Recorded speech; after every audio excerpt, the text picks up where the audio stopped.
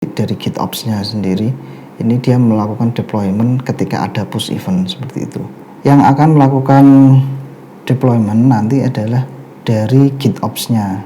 Biasanya untuk yang development ini harus melakukan testing terlebih dahulu.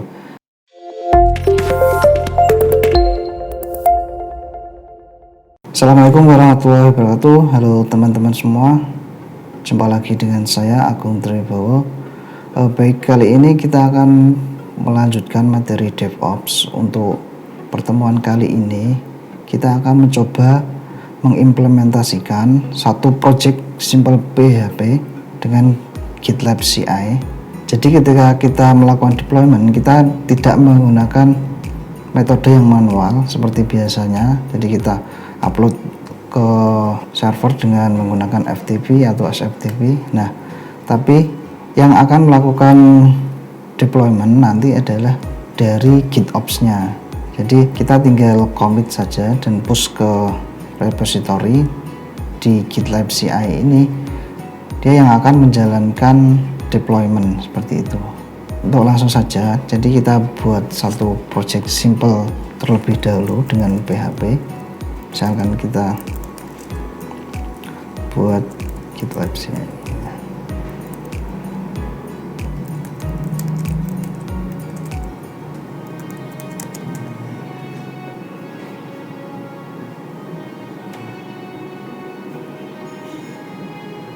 Nah, kita buat biasa aja,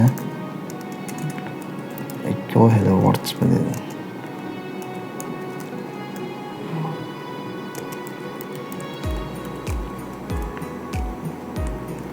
Kita simpan dengan nama index PHP dan kita jalankan PHP main as tanpa server.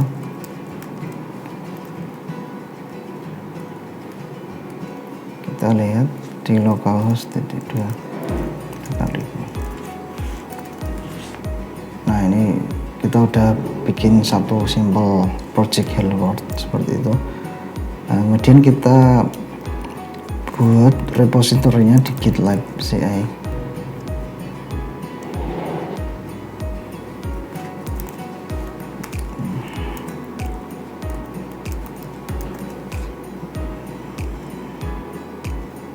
Kita buat project baru, kita namakan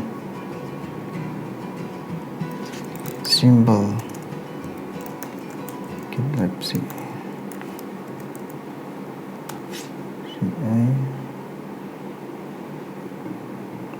Klik saja create project. Oke, kita tambahkan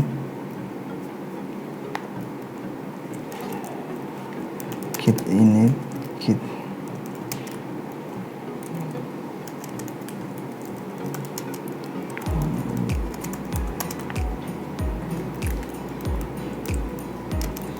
kita commit, kemudian tambahkan repositorinya, kemudian push.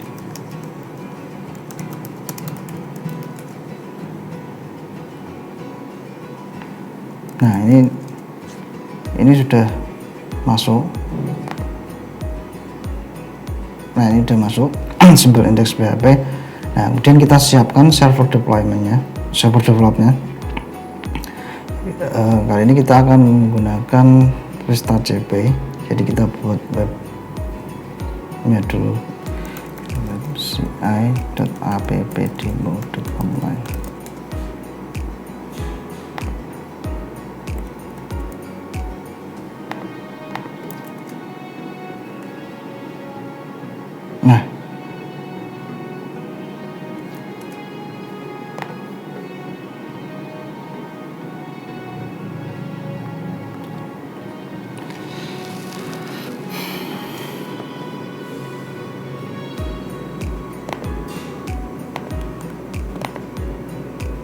Nah, ini sudah terinstall default webnya. Ini tampilannya seperti ini, gitlab.app.online. Nah, kita masuk secara manual di server dengan SSH. GitLab CI.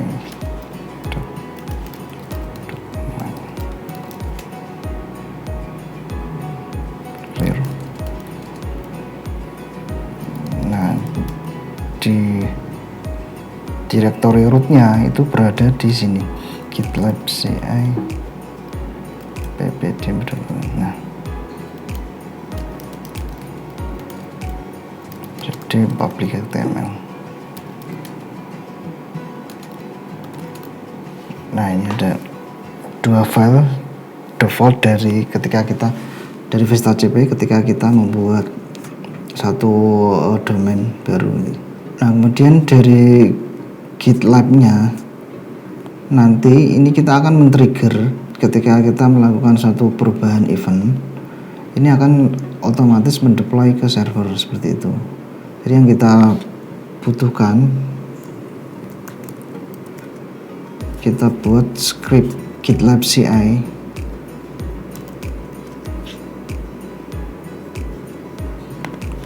yang kita bisa tiru di sini, template CI.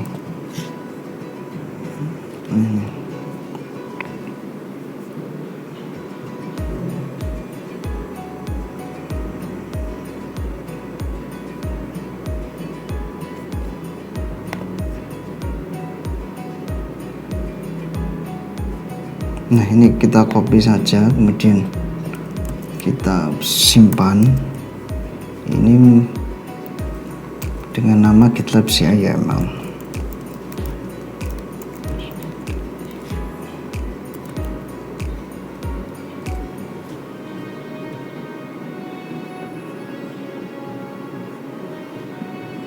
Nah, maksud dari script ini dia melakukan satu SSH yang tanpa autorisasi. Jadi dia nanti membuatkan private key dan public key. Jadi nanti kita akan demokan cara membuat private key dan public key. Kemudian nanti akan diupload ya. Uploadnya ini kita menggunakan rsync. Rsync ini maksudnya dia mensinkronisasi dua folder dari lokal dengan yang ada di server seperti itu. Nah, ini sekumpulan scriptnya kita copy manual. Kemudian ini ada variabel-variabelnya. Ini nanti kita akan setup di GitLab-nya. Jadi kita masukkan SSH private key. Nah, cara membuat SSH private key dan public key, nah, kita buat dulu di lokal atau langsung di server saja.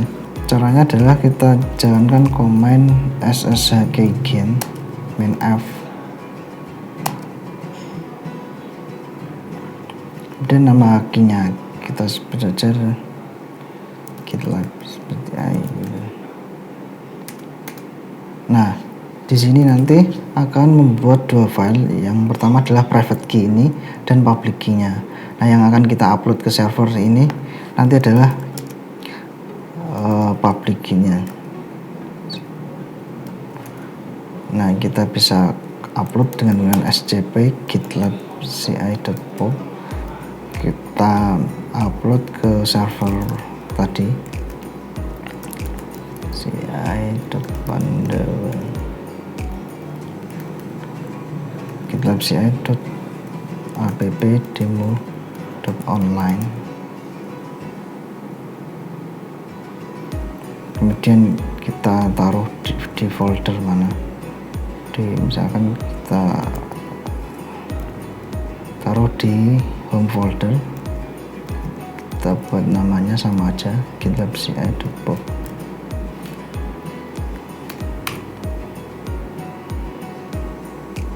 Nah, sudah. Kemudian kita masuk.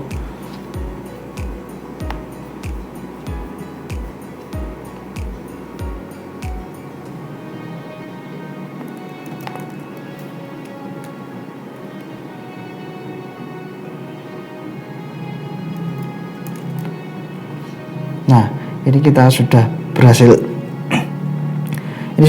kita upload. Kemudian kita copy ke yang namanya SSH auto reset key. Nah, caranya kita jalankan saja command cat gitlab ci.pub. Nah, ini maksudnya dia membaca file di gitlab ci.pub ini, kemudian dengan tanda kurang dari ini dia akan menambahkan ke baris baru di file yang namanya .ssh authorized key.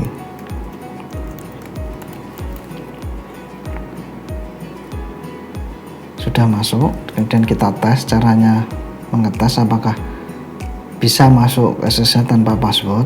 Kita gunakan SSH tadi ya. Ini dia menggunakan min-i GitLab CI.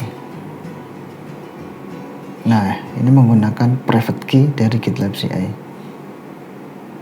Nah, ini langsung masuk. Jadi private key ini yang GitLab CI-nya. Nah, ini sudah bisa kita copy ke environment variable yang ada di repository ya, seperti itu. Jadi cara settingnya tinggal kita tambahkan saja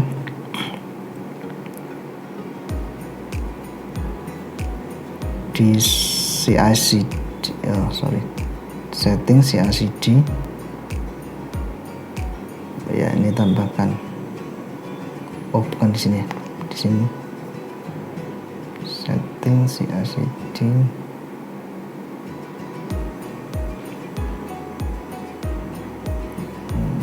Kita tambahkan variabel SSH private key. Nah, selain SSH private key, kita juga menambahkan server name-nya ini ya, host name-nya. Jadi kita harus mengenalkan dulu server host name-nya itu. Tadi kan langsung aja GitLab ci.appdemo.online.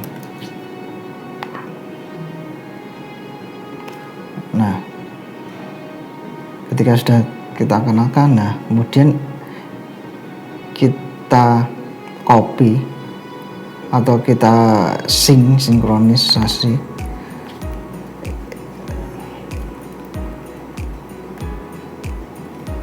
di folder lokal. Di folder lokal itu biasanya dia masuknya ke bridge username ini, kemudian nama projectnya itu adalah simple GitLab CI tadi.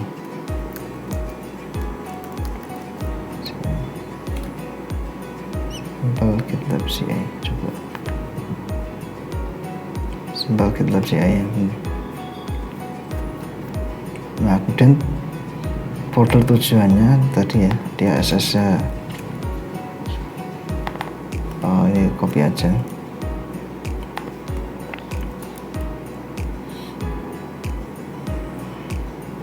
Nah, kemudian di directory rootnya, jadi tadi directory rootnya kita harus masuk dulu. Tadi ada di web GitLab CI appdemo.online public HTML.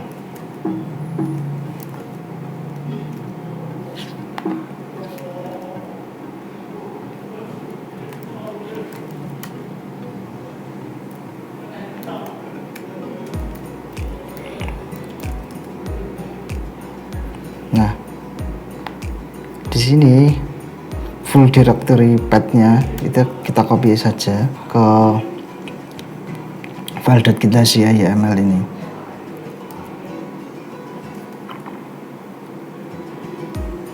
Nah, ini kita bisa menggunakan exclude. Jadi nanti misalkan ada settingan database atau apa yang dia tidak perlu diubah, jadi kita bisa menggunakan exclude seperti ini.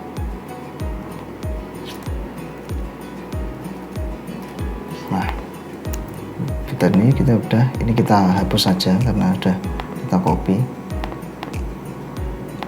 Nah, kemudian tinggal commit aja GitLab CI,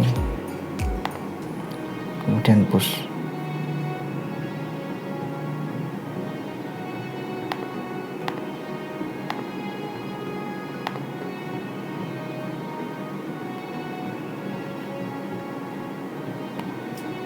Oke, kita lihat perubahannya apakah sudah masuk.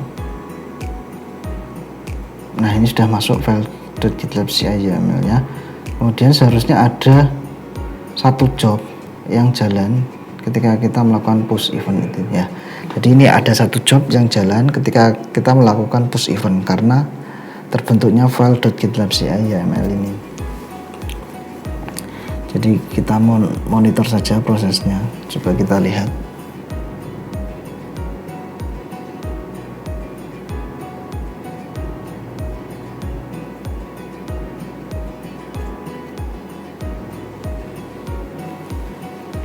Nah ini sukses.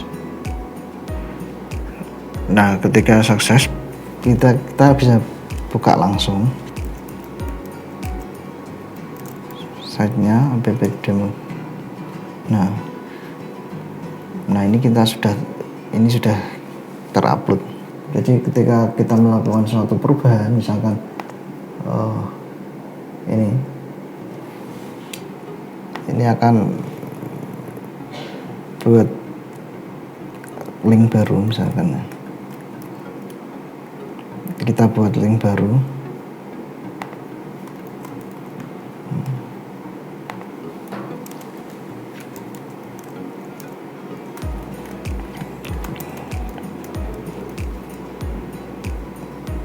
Seperti ini, link baru. Kemudian kita buat linknya dari href-nya.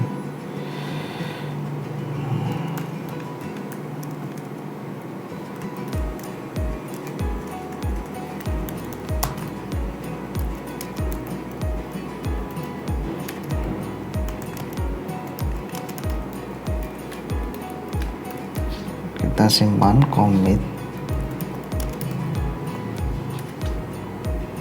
kemudian push. Oh ya, tadi ada folder .git itu dari sistem yang masih masuk, jadi kita exclude saja folder .git-nya agar nanti lebih cepat nih.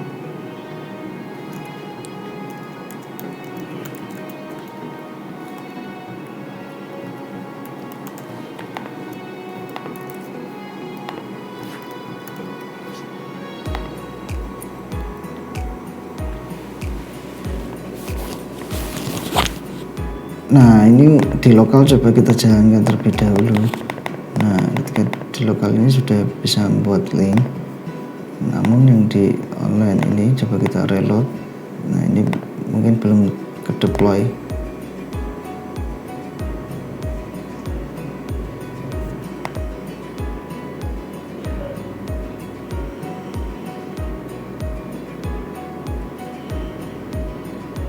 Nah ini sudah terdeploy, seharusnya sudah muncul link. Nah ini sudah muncul link.